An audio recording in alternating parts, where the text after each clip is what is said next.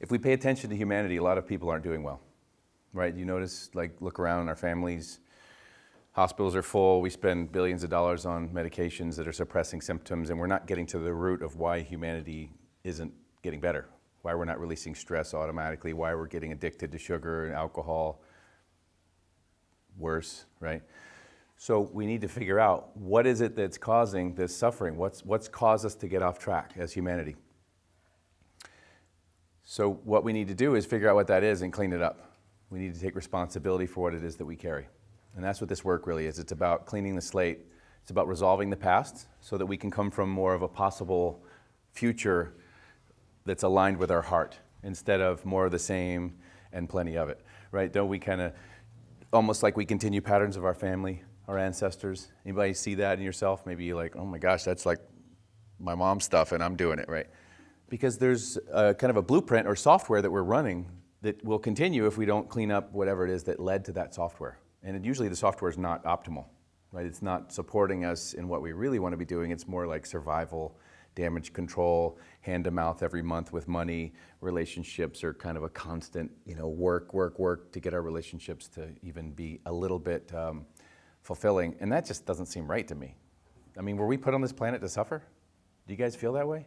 It seems that way sometimes, doesn't it? But I don't know that that's our true nature, right? So what we do is when we resolve the past, so if something happened in the past and it's unresolved, it fragments a part of us. In other words, part of us is actually still in that experience trying to work it out. So if you figure how many of those experiences we have just from our life, and then if you figure our parents and our grandparents and our great-grandparents, there's a whole line of unresolved grief, trauma, stress. I mean, look at the war, the Holocaust, the persecution, the things we did to the native peoples, right? Didn't our ancestors do some not so pleasant things to the indigenous First Nation peoples, right? So has it ever been resolved? I don't feel that it was. Do you guys feel that it was? No. Did your parents ever sit you down and say, I'm so sorry that I drank and smacked you when you were 8? No. At least my parents didn't, and God bless them. It's nothing wrong with them. No one taught them. So we're just continuing the same thing until we stop, till we arrest this negative cycle. And that's what this work is. It's about resolving the past so that we can create that future that we're talking about, the future of possibility. Because I feel who you are, why you're here, is written in your heart. Your soul knows what it is you're here to do. And if it's not showing up, all it is something's from the past is affecting us. Something's blocking us. Something's creating kind of that imbalance. So when we create the balance, all things being equal, we can begin to manifest really quickly, really easily what it is that we want. Now, in our evolution, if we're only manifesting for ourselves, like me, right? There comes a point where that loses its luster, that we realize like to receive for oneself alone eventually becomes a burden. And then we have kind of our wake-up experience where we realize, wait a minute, I'm here to be of service. I'm here to help others.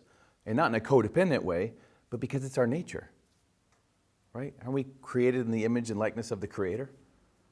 Don't they tell us that? Well, what does the Creator do? It creates, it gives. It's like the sun. Does the sun look to get back from you? No, it's just shining. It just shines, and it shines on all of us equally, right? So I feel like that's our true nature, is to give, not to get anything back, but because it actually feels good. Now, if we're not at that place, that's fine. Maybe first we need to learn to give to ourselves. Maybe we need to learn to receive fully without the guilt or without the unworthiness or the whatever is blocking that. And then out of that will arise the being of service. I mean, I kind of see it in other people too. Anybody ever see that movie Groundhog Day with Bill Murray? Remember, did you guys like that movie? I love that movie. Because he goes through the whole kind of archetype of humanity. Because he starts off real selfish and bitter, and he doesn't believe in any higher power and all that. He's just kind of like all about himself. And then he kind of gets that dark night of the soul. He reaches that point where he realizes, wait a minute, I got to do something else. And then he tries to kill himself, right? He tries to like do everything to destruct his life, which we see that, right, in humanity. And then he realizes that doesn't do anything, right? Because he has to come back and start from that same point again, and he has to work it out till he stops. And then he realizes, wait a minute, what's going to fill me? And then he realizes it's that love, it's that service, it's that giving. Doesn't it feel good to give? Yeah. But most of us give to do what? Get something back. Exactly. We give so that they'll appreciate us. We give so that they'll see we're enough. We give so they'll love us, or, and that's not giving. That's like putting a curse on them. right? Because then how do we know we're doing that? Because we get all upset. They don't appreciate me. No matter what I do, it's never enough. I'm like, well, then you're not really giving, you know? So we want to make sure we're really aligned and kind of congruent with that giving. And it's got to come from the heart and it's got to be organic. That's all it is. Because we didn't get that as children, most of us. And that's why we're a little bit off. Because we're still looking for it. We're looking for it in all the wrong places. Too many faces. What's that, a country song? So who doesn't feel good? Who's got something maybe physical that doesn't feel good in your body? Nobody? Okay. What do you have? Why don't you come over here and sit a little, you're way off in the corner. You want to sit right there? Or I know everybody's like kind of spread out a little bit so we can kind of, community. What do you have that you would like help with? A little tear in my ACL. A little tear? So it's not a complete tear? No, not complete. So is it painful? Yeah. Yeah. When did that happen? About 3 years ago. 3 years ago? Left knee. How long do you want it to take? I'd like it to be healed. Okay, 20 seconds? Yeah. Is that too long? You want 10 seconds? 10 seconds. 10 seconds? 20? Okay. What's the 0 to 10 of discomfort right now when you walk, stand, squat, do a deep knee bend? It's variable with whatever I'm doing, but it's like the swelling I can't get the swelling down. But what's the 0 to 10 of pain or discomfort? Pain, I would say. Range of motion. It goes between a 4 and a 6. Yeah? Okay, let's get it to a 0. Okay. 10 seconds. You ready? Okay.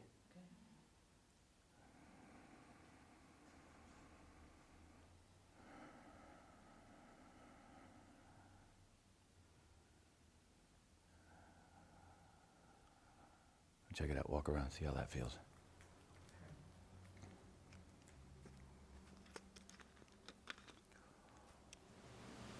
That's good. See? Simple. 10 seconds. And we'll keep working on other stuff too. It had to do with not feeling supported by men in her life, growing up, like men not encouraging her to move forward. A lot of times, you know, it's nothing against the men. We didn't know any better, but we didn't necessarily support women in the ways they needed to be supported. You know, we can go into all that and why that is. And that's a common archetype, but that's what the left knee represents usually. Unless there was a role reversal with our parents, and that happens. Sometimes we see moms who've kind of taken on the male role, if they're a single mom, or, you know, the men are kind of weak or not empowering themselves in a healthy way, so the women kind of overcompensate. Welcome to all of you for this first advance, as Jennifer said, for January. You aren't broken. Now, what does that mean? Maybe we think intellectually, or we know intellectually, hey, I'm not broken. Right? But do some of us, maybe none of you, maybe people in this kind of self-help community, we could say, not to put us in that community, but in a way, do you see that there's some people with a, I don't want to say addiction because that's a strong word, but there's a propensity to work on themselves ad nauseum. In other words, they're always trying to fix themselves. So that to me means that there's something inside that's telling them that they're broken. Maybe. We'll look at this really deeply. And of course, with anything, as we've been doing on the Monday calls, is we want to be as honest as we can with ourselves, with where we are. Now, when one says, or when we say you're not broken, of course you know you're not broken. However, some of us kind of feel that way, right? Sometimes maybe more so in the past. Some people now, sure. But what we're looking at is something much bigger. We've talked about the quote from some place in the Bible. I'm sorry, I don't remember where. Look and you shall find. Remember that one? And to me, I've commented on this a few times. It doesn't mean, you know, if we're looking for our keys, look and you'll find them. To me, it means if we look hard enough for something, we'll create the very thing we're looking for, or we'll attract the frequency of the thing we're looking for. So there's something down deep in myself that I don't want to see. There's something down deep that someone doesn't want to feel. They may have a pattern where they continually try and fix it by fixing whatever, personality issues, certain flaws, you know. And this work is all about accepting where we are, which is a paradox. But we talk about that because being in the moment gives us momentum, right? So we want to see what is that deep peace possibly that we don't want to feel. I'm going to get into this in a moment. I had I consulted some professionals and had a diagram drawn up, a schematic. It's quite complicated. I don't like to complicate this work, but this diagram it's a little intense, and you might not even get it. But I do want to share it because it really describes the mechanics or the schema of us with our problems. So I don't know, hopefully you can see this here. I had it printed at a local firm that does architectural printing and all of that. So I wanted it to come out really clearly. So hopefully you can see that. So can you see that? I don't know if the focus is working. So, but I'm kind of being funny, but I'm really not. Okay, so if this is us with our problems, right? What do we see here? We see arrows going back and forth, right? Us to our problems. So if we think we'll just fix this and then we'll be done, what happens when another problem arises? Do you have, or do you notice that there seems to be an endless flow of problems? And I don't mean problems as far as out there. I mean just some part of us that thinks, I got to fix myself. Now, you don't fix something that's not broken. So underneath all of that, there might be some belief that says there's something wrong with us. Now, how many things do you see on this sheet? This is a trick question. Not the words, not the arrows. There's just 2 things on this sheet, right? Do you see them? Now, there's actually a third. What's the third thing on the sheet? Or actually, on the sheet is misleading. What's the third thing that you see right now? Besides you in the box of problems, right? What is the third thing? It's the sheet. Actually, you can still see through it because I used the Sharpie marker. It kind of goes right through the paper. So let's say the sheet is the sheet, right? So there's the sheet, and there's our problems, and then there's us. What is the sheet? The sheet is, we could say the creator, we could say it's consciousness, we could call it whatever we want. Let's backtrack a little bit here. We've talked about it 1,000 times. You've heard it 1,000,000 times maybe. You're created in the image and likeness of the creator. But the creator wasn't created. Wow. Get the simple physics of that. Someone recently emailed me, what do you mean when you say it's all physics? And I explained to them, I'm just saying keep it simple. It's cause and effect. Let's not complicate this. But take that in for a moment. If the creator wasn't created, because if something created the creator, that's who we would access, right? That would be the supreme, all-knowing, omniscient being, right? So if the creator wasn't created, and we were created in the likeness of the creator, what if we weren't created either? Now, we're not denying the personality, we're not denying the timeline, the story, the separate beingness, the personality, or even the soul level of separateness, the sentient separateness. That's fine, we're not denying that. But in the big picture, in the equation of us with our problems, if we keep accessing either the small I or the problems, we're continuing that cycle, that circuit of chicken and the egg, which came first, right? We share in this work, they came simultaneously. It's not that one created the other. It's that they both arose. And it's almost like we needed both in order for each individually to exist, right? So in order for there to be light, there has to be darkness. In order for there to be darkness, there has to be light, right? We need the two. So in this separate experience of a person, a personality, or a sentient soul, or whatever you want to call it, there's infinite versions of that. We need to have, I don't want to say a flaw, because that would kind of feel a little intense maybe to some of you, I don't know. But there is something that comes with that territory of believing that we're separate, or thinking, literally thinking that we're separate. So the point we're making is, in that equation, if we identify with either of those two, we're just continuing that little cycle. But when we identify with the sheet of paper, we identify with this field within which problems, challenges, stuff, karma, whatever shows up, and this personality, right? This separate I, or seemingly separate I, whatever you want to call that, your personality, right? They're both arising within the field.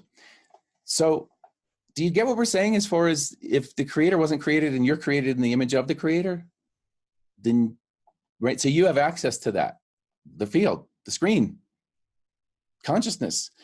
Of course, that's half the work, right? That consistent invitation, we call it. But take that in for a moment, because it allows us to snap out of that cycle that I'm broken and I have to fix myself. Because I used to, that's where a lot of this work that I do, other than the consciousness part, that half of waking up, the other half, the techniques that I use, most of that came out of my desperation to fix myself, right? And here's the paradox. We're not saying that you don't work on yourself, right? Because we're here to improve our quality of life. We're here to experience all this, the play. But if it's something that's keeping us from enjoying the play, if it's something that's a compulsion, it's sort of like an addiction. If someone can enjoy a glass of wine, maybe, I'm just saying someone, fictitious someone, let's say, but to have 10 glasses of wine or to have to keep having the glass of wine, NASA, there's a problem, right? So it's that kind of thing. So again, it's not like I don't do any work on myself. Yeah, I do work on what shows up. But it's not like I'm trying to fix myself. I accept who I am in the moment. And the paradox of accepting ourselves doesn't mean we let ourselves go, right? It doesn't mean I don't meditate or, notice sensations, the technical stuff happens. I'm like, great, my video's not working earlier. What can I do about that? Well, I'm going to do it. And then there's nothing I can do. I have to let it go. I still feel. So there's all kinds of energy that was coming up in the body when that was occurring. Because I'm like, hey, wait, there's all these people that are waiting for me to come on. They won't be able to have this interaction, great. I still feel. And in the feeling, the work shows up. Do you get the difference? So we want to see where you are. Is there some part of us that feels like it's an endless cycle? We'll just give you a little brief rundown of what this work is. Anybody remember like The Secret and the Law of Attraction and all that when it was really popular and everybody was into it and stuff like that, and it didn't really work? Anybody notice that? I mean, it would work a little bit, but it wouldn't stick. You'd kind of like go along and then you kind of forget about it a week later after you became angry at your roommate or your neighbor because they didn't do what you expected them to do. So really this work is about handling all the stuff that we carry that actually is affecting what shows up. So we can wish all we want for what we want to show up, but if what we're putting out below the surface, 90% of us is the opposite, it's not going to show up, is it? I mean, it's physics. What wins, the 90% or the 10%? So this work is about accessing all that. We have a couple of stragglers who just got in from windsurfing. This is about accessing that. It's about seeing what it is we're really up to behind the scenes, seeing what it is that we really carry, and see what it is that we're really putting out, because that's what's showing up. You can take leftovers, and tell your kids that they're the most magical meal that you've ever made, but you saying it doesn't make it so. It's what you're actually giving them is what they're going to receive, no matter how much fluff or marketing you put around it. So again, the positive thinking doesn't really work. And so what is it that we carry? How do we figure out what we carry? How do we know what it is that we're really putting out? Well, look at your life. Look at what the reflection, all that you see in the external world is a reflection of what you carry. All the unresolved burden, all the karma, everything that you have within you that's really putting out into consciousness or God or creator, who believes in a higher power of some kind. Not sure what it is, maybe. Does anybody not believe? You don't have to believe in anything. I do feel there's an intelligent source. I don't feel like it's a man with sitting on the clouds and all that, pointing fingers, but there is something that we're speaking into all the time. And I don't mean just with words, it's what we're putting out. So if our leg's hurting, or if our marriage isn't working, or if we keep getting the same kind of boss like 10 times in a row, isn't that like kind of showing us that we're up to something? So I don't feel that it's a coincidence, or is it a coincidence? Anybody believe in coincidence? No. If you look at the word coincidence, it's coincident. two or more beings creating an incident. It's kind of fascinating. The language gives it away. It's like, wow, yeah, it is a coincidence. Because no, it's not chance. That's not what it means. So, who's got something that doesn't feel good? Just one of you? Two of you? What do you have? What do you have that doesn't feel good? A little bit of physical, Okay, a little bit of physical. abdominal, and back, Abdominal and back. Which part of your back? lower back, Which side, left or right? left. Left side. Do you want help with that? Yes, please. Okay. So we don't offer anything unless somebody wants it, right? It's free will. We don't put our will on others, do we? There's obviously no parents here, right? Because that's all we do as parents, right? No. So left side, lower back. So it's just like a recipe. So if you add the eggs and the flour, or gluten-free flour, and you put this, whatever, and you preheat the oven, you're going to get what you're cooking. Maybe it's a bread or whatever it is. So we'll just mix up a little recipe and see what we can do for her back. Now, do I need to open the oven in order to put the cake in there? Or to put the batter or the dough or whatever it is? Yeah. So if her body language is this, and she says she wants help, but she's protecting herself, right? This is like the door, when you clean an oven, when you put it on clean and you can't open it because it's too hot, it locks itself, right? So we want to make sure that the person wants help. Now their 10% brain says, oh, I want help. And they believe it, and she does. She's not lying. But I also say I want to find my soulmate. I want to make $1 million. I want to have that dream house on top of the mountain where all my bills are paid. That's my brain talking. What I really want is what I'm getting. What she really wants is the lower back to hurt the way it does. Now, she doesn't consciously want that, nor does she deserve it.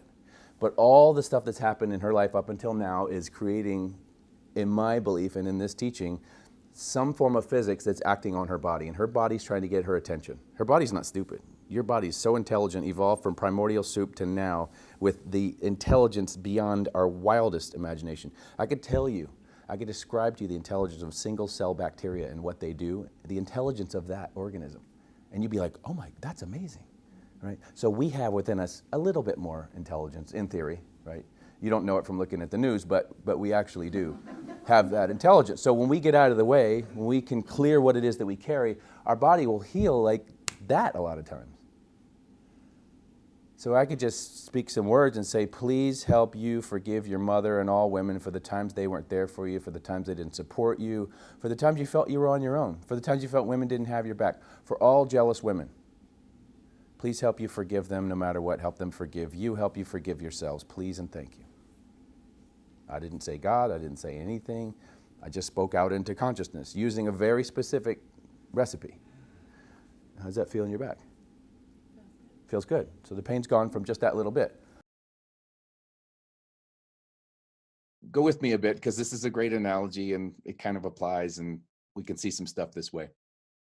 So in the sense of an automobile, right, we know there are blind spots. So there's usually a mirror on the left, mirror on the right in their car, and then a rear view mirror. If you're in the UK and Japan and places, then it might be over here.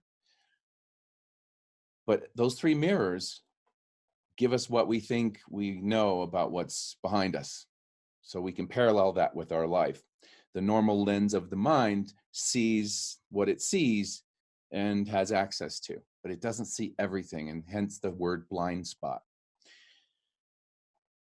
When I was in New York City a long time ago, I remember the first time I saw one of these mirrors was a cab driver. And they had this overlay on their rearview mirror, which was really long, but it was a series of convex mirrors. In other words, it broadened the perspective or view that they could see behind them. So they saw a lot more. In essence, it eliminated the blind spots, if you will. Now, the real way to eliminate a blind spot, backup mirrors, backup cameras, have become an obsession in many places in the world, and that's great. But the best way to eliminate a blind spot is what? If you're driving in your car, if you took driver's education, what would they tell you? Check your mirrors. And then you look. Well, I'm going to change lanes. I'm going to turn to the left. I'm going to actually look. So the direct experience, sound familiar, right? When we do that, is a way of truly looking. It's not trusting the mind, which is the mirror, right? The mind's a reflection. And this is getting a little bit, but just, feel me out here. And so we want to have an ability to directly look. Now, if I don't know that there's something there to look for, then what am I doing? And that's what we're talking about with these other ways of looking at the patterns, looking at strange sensations, looking at what other people tell us. In other words, sometimes there's a spotter, an 18-wheeler, a big rig backing up. They'll have someone back there saying, doing this number, right? Say, come on back, come on back. They're an extra set of eyes that's outside of the cab. So this could be our cab, right? The mind. So we could say we need a different lens or a broader lens. Those convex, if you look at how they're shaped, they're like this, mirror shaped like that. They reflect out many different angles aside from just the straight reflection. So we want to approach our inner work. We want to approach what we're doing, what we're up to, what's occurring, what we don't want to see through a new lens, a new set of eyes. In other words, for me to see what's behind, I have to physically give up looking at the mirror. I have to let go of that in order to have that experience. Most people don't want to let go of that, right? I know what's there. I know what happened when I was 5. I understand what happened in my first marriage. Okay, I get that. We're not arguing. That's showing up in that reflection from this perspective. But there's always more. There's always deeper, right? So we want to, right? You get, I love the analogy because I feel like it's just so perfect. I mean, you can't get much better. I mean, when someone has an accident, none of you, when someone has a car accident, what do they say most of the time? I don't know what happened, or I didn't see it coming, right? I didn't know they were there. I didn't see them. That's what one of the two parties will say sometimes, or a lot of times, really. And that's because of their blind spot, right? They didn't see them. So it's very helpful to be able to see, because if we see, and when we see with new eyes, real eyes, right? We don't have to continue having accidents in our life, right? Having these collisions with bullies or injustice or our mate or whatever, right? We have a broader perspective. Make sense? So we could say that all car accidents involve physics, right? Very clearly obvious. As we said, sometimes it involves our behavior. We may have contributed to the, none of you, one person may have contributed to the situation, the accident, and the other times it's the other person. Sometimes it's both. Doesn't really matter. The point is that we see that there's physics there. Accidents are not truly accidents. If we look and map it out, accident investigator will tell you this happened. This person was not going the speed limit. This person was distracted. This person didn't do a physical check of that. This person ran the red light, right? There's things that happen. So same within our life, we can avoid a lot of this stuff. And when we start to have those different perspectives, remember the mirrors, we could say that the lens of the mind is limited, but the lens of the gut is not. In other words, our gut knows our blind spots almost always. Now, it may serve us not to see, no matter how much attention we put on our gut or our sensation realm, because something may serve us. An example would possibly, out of infinite possibilities, that if we're supposed to meet someone, very important meeting, right? And I want to go to this concert. I want to have this experience. I feel it in my gut, blah, blah, blah. Right? And it's not happening because I'm not supposed to be at the concert. I'm supposed to be over here where I have this divine meeting that's going to change my entire life. So we might think we know what we need or want. And in reality, there's a higher intelligence that could be leading, guiding, and directing us over there. So do you get what we're talking about with the gut? We talk about the neurons in the brain, but there's also neurons throughout the body. Neurons are very much related to our higher intelligence and how they fire and the chemical process and all that. So there's that vagus nerve that we've talked about. Many of you know what that is. It's connecting really the mind and our inner knowing or our gut feeling. And as I said, almost always our gut knows. So when we listen to that, when we tune that, when we clear the stuff that doesn't belong in our gut, right? It's that kind of stuff. Then the receptors are clear, and we get a strong sense of what it feels like to feel a yes or a no, right? An excitement or a But if we carry a lot in our gut of other stuff, right? We talked about that. It creates a static, and then we have a hard time trusting that impulse or that signal. So in relation to our blind spots in our life, a lot of times our gut knows. But what do most people do? Not you. Most people go into the mind and they navigate from there, and right, this doesn't really work too well. We're not, putting the mind down, but it doesn't always have the information that we need. There's two journeys with this work. One is to help you wake up or see that you already are awake. And the other is to remove the burden and debris, the imprints, karma, whatever it is that's keeping us from living the life that's written in our heart, living the life that we came here to live. So if we're suffering, if we have physical stuff, emotional, financial, we keep hitting blocks in our life, it's because there's some form of physics acting on us, and it has to come from the past, right? Because unless somebody's jumping on your foot right now, if you got pain in your foot, it's from something in the past. That sounds pretty obvious, right? But you'd be surprised. So we accumulate this stuff from our family, from our life, and from our ancestral lineage. So if you look back, go back a few hundred years, look at the stuff that our ancestors have been through. It's pretty crazy. There's been war and Holocaust and famine and all kinds of stuff that's happened. That stuff was never cleared, cleaned up, or resolved, so it stores in us to some degree. So the theory behind this work is that when we can access this stuff that's causing us to not heal, causing us stress, hijacking our free will, the parts of the brain that allow us to make healthy choices, sometimes we don't make healthy choices, is because of this burden that we carry. So it's really about handling what it is that we carry and waking up. So those are the two things that we'll work on tonight. And when we say waking up, who you are is already awake.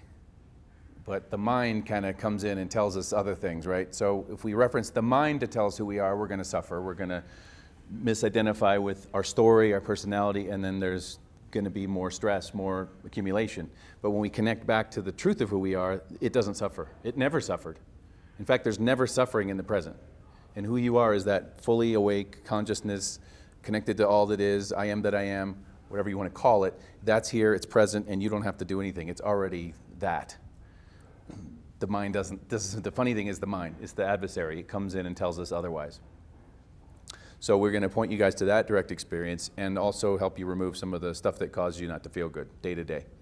Who in here does not feel good at some level? Maybe stress, maybe you're tired, maybe something hurts, maybe there's frustration, maybe your job's not working out, maybe finances are a struggle. Now when we have something that doesn't actually feel, like traditionally you don't consider financial something that hurts, but if you pay attention to the frustration around it, that doesn't feel good, right? So when we say pain, we don't necessarily mean, oh, you have a bad elbow or backache or whatever. It can just be something inside that doesn't feel good. That's what we kind of use the definition for what pain is. And chronic pain is anything more than 3 months. So technically, if we have chronic pain, your body wants to heal. All things being equal, when you get out of the way, when you're living your life in the flow of being, your body will take care of things. Scabs form, heals over, new skin forms and all that. The scab falls off. If you get hurt, there's injury, there's thrombocytes, there's inflammation, there's increased circulation, maybe the bones knit, whatever happens. All things being equal, if there's nothing else acting on it, your body will heal, right? Do we all agree with that? So if we're not healing, something else is going on. So this work, as I said, is about what we carry from the past. Now, the only other option to me is why we're suffering is that there's a creator, or God, whatever you want to call it, that's actually mean and doing something to us. Now, that to me is absurd, so I don't know. We all on board that might probably not be, do you know? Whoever has a kid, you want to have a child, would you actually wish ill on your child? Now, some parents, kids can be tough, and maybe for 5 seconds you might wish something on your child, but really overall, you want for your child. So the Creator, whatever that is, wants for us. And the precept of this work is that it's neutral, loving, supportive, and it's just there. It doesn't put its free will on us. We have free will because we're created in the image and likeness of it, right? Do we kind of believe that? Somewhere in creation when everything started, when there was original division, we were created in the image, so now we're a copy of the original. Now, we're not a complete copy, right? Because over time, instead of going back to the original to make a copy, whether it was Cain and Abel or whatever that symbolized, I don't know, go back to Mesopotamia or Lemuria or Atlantis, we made a copy from the copy. So in other words, you have a CD, and oh, this is great, but back in the days, those of you who are over 40, you remember cassette tapes and even 8-track and all that. So most of us are over 40, right? Most of us. If you're not, I apologize. But we would go back, and instead of going to the original, we'd make a copy of the copy. So here we are, how many umpteen thousand millions, who knows how many years down the road, depending on who you believe, listening to almost like faint static. Can we even hear any of that original one song? And the thing is, it's still playing. And it's playing in the present because we're created in the image and we still are. That never changed. But all the overlay, all the stuff that's happened that's in us, carrying in our nervous system, that's affecting us from perceiving the original song and living out what it is that we came here to live out. Traditionally, this work, when I do it, is for us in our life. You've been married? That. And since growing up, when we're little, our nervous system's not developed, so we don't have the ability to cognize truth. We kind of interpret things, and it's not always ideal. So a lot of times we make things mean things that they don't mean, i.e., Dad was an alcoholic, he hit me, I must be unworthy, or it must be my fault, or something's wrong with me. Or my parents leave. If my parents leave, most people don't, both parents leave. If one parent leaves, then I think I'm not enough. Right? Or I'm not lovable, or whatever it is that I told myself as a child. So that now becomes part of my narrative. It becomes part of my belief system. It's part of that program that runs in the background that affects my perception, my decisions, everything. That's only one piece. We're talking about thousands of pieces. So in this work, we mostly address this life and your direct lineage from this body. Your parents, grandparents, great-grandparents, going back thousands of generations. But one thing you'll hear me say is all lives, lifetimes, and incarnations, because some people don't believe in past lives. I've seen a lot, and I feel like, yeah, there is past lives, but I don't feel they're past. I feel it's simultaneous, and I'm not going to get into that right now. If we have time later, I'll be glad to. And again, that's my opinion, but it doesn't make it the truth. It's just how I feel it works.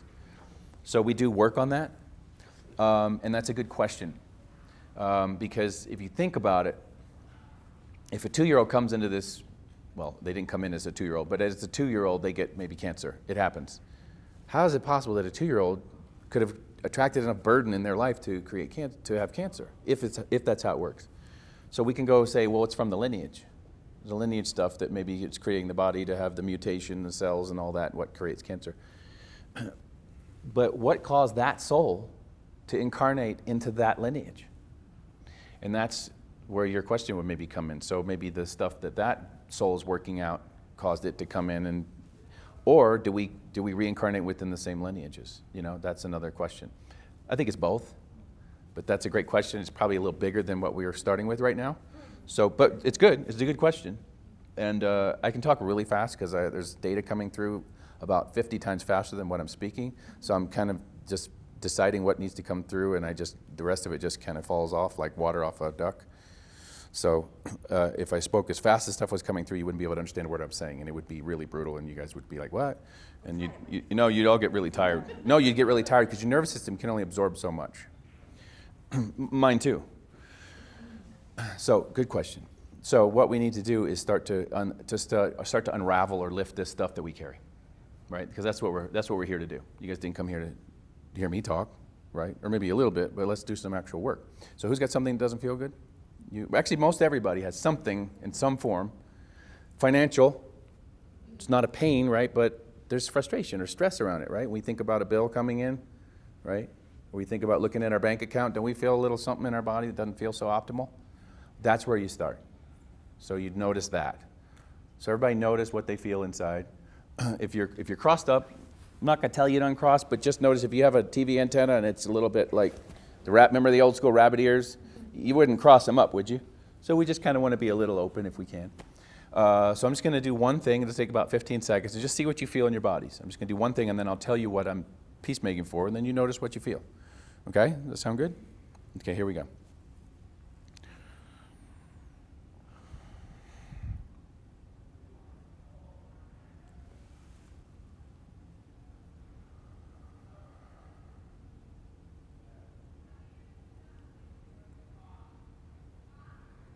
Okay, anybody, what do you feel? What are you noticing, if anything, in your bodies? You're good. Well, it's not me doing it, but thank you.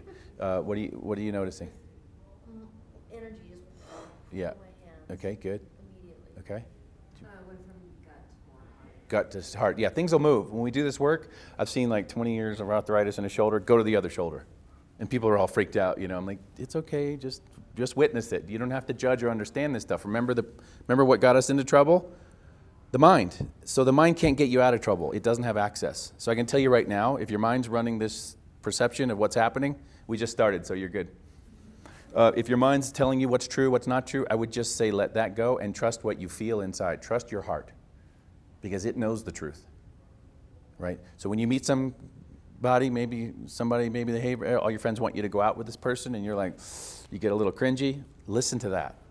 Don't listen to, well, he's got a great job, he's got money, he's got a nice car, he goes to yoga. Do you know what I mean? That's the mind trying to rationalize this is the person. No, if you get a bad feeling, trust that. That's what this is about. So I want you guys to get in that flow of learning to trust that.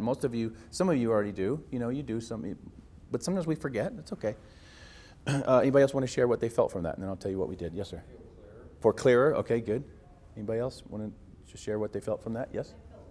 Feel lighter. Okay, good. Anybody else? Nobody else? Some people are reserved. They don't like to share. It's okay. They're afraid I'll call them out or do something mean. So that was just peacemaking for you and your father. Just all the hurts and wrongs with your father. Times he abandoned you, times he wasn't there for you, times he didn't love you, nurture you, support you in the ways you needed. We just made peace for just you and your father. That's just one tiny little piece of what you carry. Now we'll do mom. Okay? Here we go.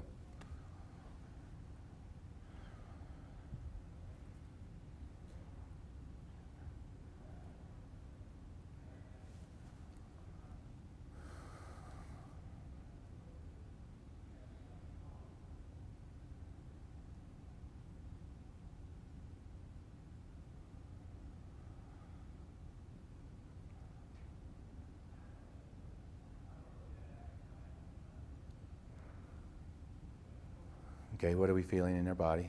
We're not even doing specific burden. Sometimes we start with the burden, not the relationship, but tonight I felt to start with the relationship, because we're going to start with actual burden. We're not going to start with it. We're going to go to actual burden and then start with that in a minute, but we're just doing basic relationships so you can see. Whoever has a lot of stuff with dad is going to feel a lot from the dad stuff.